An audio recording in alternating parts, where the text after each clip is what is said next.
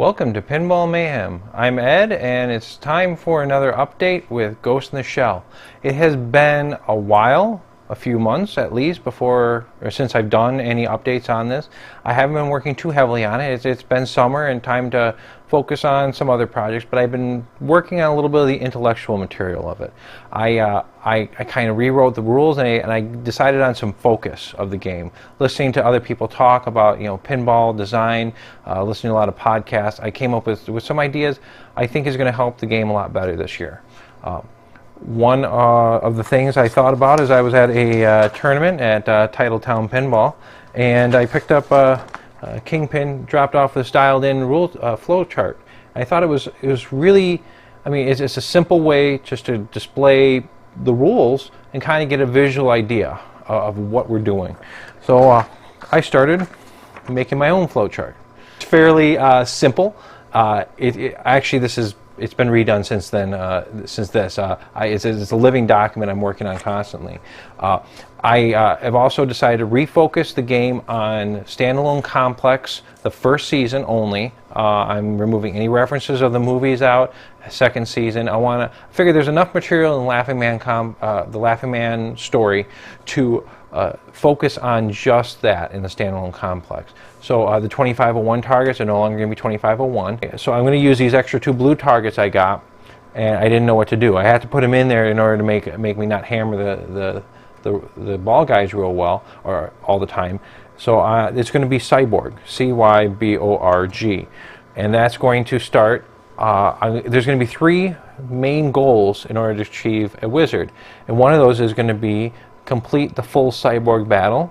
The other one is going to be achieve a super jackpot with multi-ball, and the last one is there's going to be a story mode. It's more like a ladder story mode like Ghostbusters has.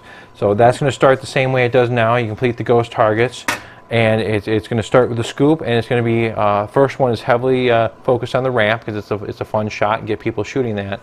If you don't want to shoot the ladder mode, complete the Cyborg targets, and you're going to have more 6 mini modes that you can move through. So it's going to be shoot the shot X amount of times in a certain time period, or try to complete these shots. So it's going to get harder as it goes. I haven't really mapped out exactly what the Cyborg battles are going to be, but each one's going to represent a Cyborg view battle. Once all 6 are completed, you'll have Cyborg multi-ball, and then that is achieved, and you got your multi-ball, which you're always working towards. Those will be, you can work towards any of these at the same time, but you don't have to be, like in Ghostbusters, stuck in a story ladder mode when, you just want to have fun and kind of shoot some quick modes, kind of like a Tommy, where you have all the really quick modes. That's going to be more the Cyborg battle, and to keep it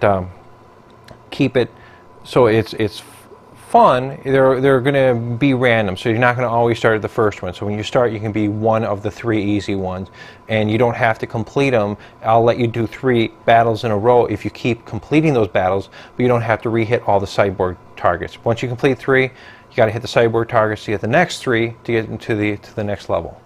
I have done a little bit of work on this, not too much physically. I am planning on cutting the targets back by the drop targets when you saw there's a line. And I have also, just to make it look a little bit bigger, since this is going to be a bash, the band behind here, this is out of an EM, or an orderly solid state drop targets, has a switch on it. I didn't know what I was going to use it for. I just left it in there, wired it in. I'm going to actually have some Cyborg mechanism here. I'm not going to let the cat out of the bag until it's working. But that bash target is going to be the backside of the Cyborg. So as part of the battle, that's going to help you defeat the Cyborg, is to get a target down. The dropping won't help you, but you have to actually hit the band behind it. I think that's going to be fun. Haven't seen that done in a recent pinball. The other thing I done is I added 2 switches to the ball trough. So I have these 2 switches are new. So I got complete with the other 3 switches.